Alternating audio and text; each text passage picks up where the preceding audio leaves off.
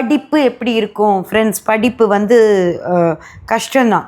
அதாவது அஷ்டம ஸ்தானாதிபதி சனி அவங்கள படிக்கவே விட மாட்டார். ஏதோ ஒரு இடைஞ்சல் படிப்புக்கு இருந்துகிட்டே இருக்கும்.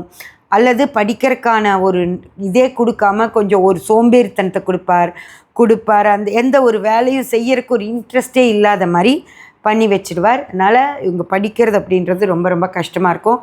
அதனால் இந்த நார்மலாக ஸ்கூலு காலேஜ் எல்லாம் போகிறவங்க எப்படியோ சமாளித்து டீச்சர்ஸ் மிரட்டி எப்படியோ படிக்க வச்சுருவாங்க. அது கொஞ்சம் அழுது ரகலை பண்ணி வீட்டில் வந்து அம்மா அப்பா கூட பிரச்சனை பண்ணி அப்படி இப்படி படிச்சிருவாங்க.